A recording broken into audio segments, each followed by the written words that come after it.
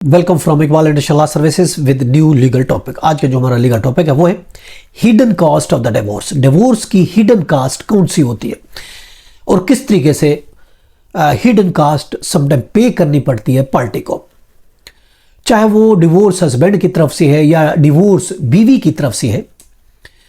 तो इसलिए हम आपको ये भी एडवाइस देते हैं कि जब आप केस फाइल करने जा रहे हैं डिवोर्स का, चाहे on behalf of the husband है चाहे on behalf of the wife है, तो इसमें हिडन कास्ट हो सकती है। इसलिए पहले अपने अटॉर्नी से, पहले अपने लॉयर से, एडवोकेट से सब चीज कंफर्म करें कि आप लमसम ये अमाउंट देंगे, कोई हिडन कास्ट नहीं होगी। जो पार्टियां जो पार्टियां लमसम फीस पे नहीं करती उनको हिडन कास्ट पे करनी पड़ती है और वकील हिडन कास्ट वसूल कर लेते हैं मुख्तलिफ तरीकों से। वो हम डिस्कस करें किस तरीके से आप पर हिडन कास्ट पड़ सकती है और आपको उस हिडन कास्ट से बचना है। नोबॉडी कैन टेल यू, कोई आपको नहीं बताएगा। आज हम बता रहे हैं hidden cost of the divorce. अगर आप क्लियरली ये अपने अटॉर्नी वकील को कहेंगे कि आपने लमसम करनी है, इसमें लिमिटेशन देखिए, दो तरह की चीजें होती है। एक रिलीफ बीच में आ जाता है और एक टाइम आ जाता है। चुनाचे टाइम और कौन कौन से इसमें रिलीफ, उसमें अमेंडमेंट, ये सब चीजों के बारे में आप पहले क्लियर कर लें। इसके अलावा अपील की भी बात कर लें, कोई रिवीजन अगर बीच में होती है तो उसकी भी बात कर लें। ये सब चीजें आपको क्लियर करनी है, वरना आपको फीस करना पड़ेगा हिडन कास्ट का, चाहे वो हस्बैंड है या वाइफ है।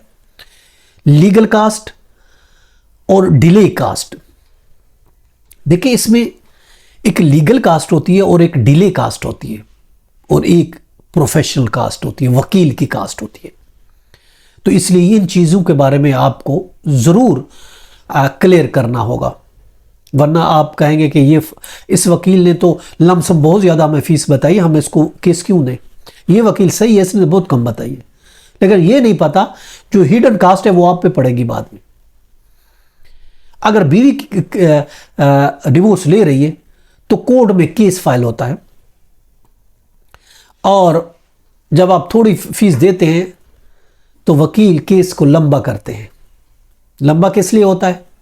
कोर्ट में कास्ट पे नहीं करते, सर्विसेज कास्ट जो होती है वो पे नहीं की जाती। जब पे नहीं की जाती नोटिस इशू नहीं होगा। जब नोटिस इशू नहीं होगा केस आगे चलेगा नहीं, प्रोसीड नहीं करेगा। जब प्रोसीड नहीं करेगा आपका टाइम ज़ाया होगा, नोटिस जारी नहीं होगा और उसने आपसे फीस तो ले ली, बाद में वो कहेगा कि आपने प्रोसेस फीस आपने नहीं दी, आप प्रोसेस फीस दें। इसके अलावा न्यूज़पेपर की फीस दे, बैलेफ की फीस दे, पेस्टिंग की फीस दे, दो इसमें विटनेस लगेंगे उसकी फीस दे, कॉपी की फीस दे, डॉक्यूमेंटेशन की फीस दे, हियरिंग की फीस दे। सुना चाहिए हर डेट पर वकील आपसे हर डेट की हियरिंग की फीस 2000, 4000, 3000 आपसे हर डेट पे लेगा। प्रोसेस इशू कराएगा नहीं, डेटें ज्यादा पड़ेंगी, हर डेट पर उसकी फीस बनती जाएगी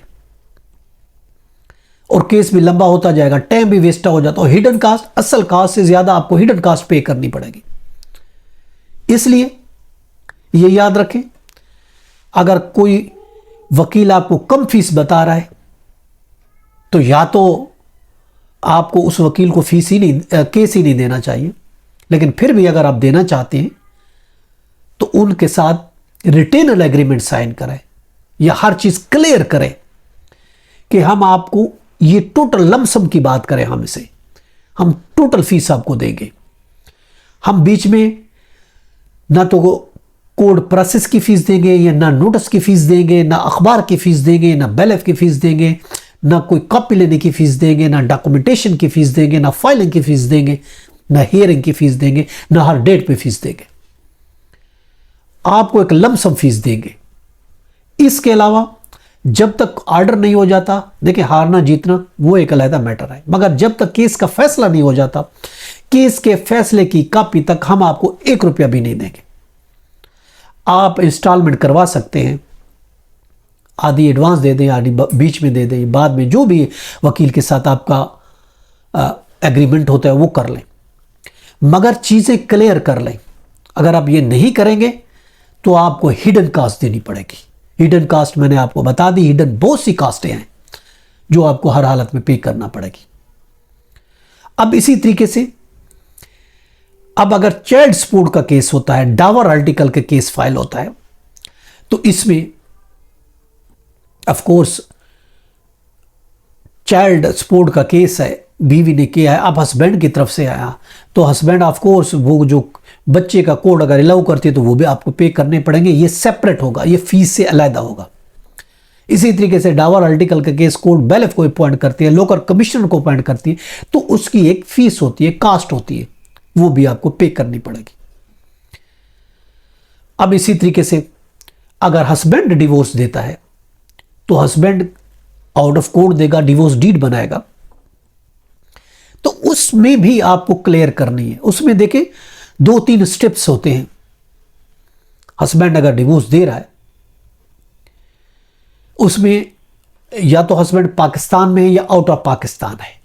अगर पाकिस्तान में मौजूद है तो वो किसी को डिवोर्स की पावर भी दे सकता है, खुद भी डिवोर्स दे सकता है अपनी बीवी को, और इसके अलावा डिवोर्स डीड बनता है, वो आपको कोरियर करते हैं, मेल करते हैं, उसके एक्सपेंसेस भी शामिल हैं क्या नहीं है। वहाँ से पावर ऑफ अटॉर्नी आप मंगवाते हैं। अब पावर ऑफ अटॉर्नी के थ्रू वो रिकन्सिलेशन में बैठता है हस्बैंड की जगह पर, तो वो उसकी भी फीस हो सकती है। डिवोर्स कंफर्मेशन की, अटेस्टेशन की, डॉक्यूमेंट ड्राफ्टिंग की, तो ये सारी चीज़ प्रोफेशनल वकील की फीस। चुनाचे ये जितनी भी चीज़ें हैं ये भी एक हिडन अंदर कॉस्ट में आती है, तो ये भी आप क्लियर करेंगे। अगर नहीं करेंगे तो फिर आपको वो हिडन कास्ट जो है डिवोर्स की वो आपको पे करनी पड़ेगी। लायर कहेगा मैं रिकन्सिलेशन के लिए आपकी जगह मौजूद था, आप तो बाहर थे, मुझे पावर दी, तो उसकी तो आपको मुझे पेरेंट्स की फ़ीस देनी पड़ेगी। एक ऑफिशियल फ़ीस होती है, वो तो होती ही होती है, इसके अलावा अनऑफिशियल भी फीसेस होती है। तो ये सब चीज़ें आपको क्लियर करनी पड़ेंगी, नहीं करेंगी तो आपको वो बाद में पे करनी पड़ेगी। तो इसी तरीके से हस्बैंड अगर डिवोर्स देता है तो इसमें हक महर उसको बीवी को देना, ये चीज़ क्लियर होनी चाहिए। वकील क्लियर करे कि हक महर आपको देना पड़ेगा, नहीं दिया तो, या फिर बच्चों का खर्चा ये भी आपको देना पड़ेगा। ये बहुत सी चीज़ें थी क्लियर करनी पड़ती है, नहीं करेंगे तो हिडन कास्ट आपको पड़ जाएगी। ये था आज का लेक्चर, इजाज़त कर फिर बनेंगे। अपना और अपने गिरद नवा का बहुत ख्याल रखिएगा। कल फिर मिलते हैं एक नए टॉपिक में। Have a nice day. अल्लाह हाफ़िज़।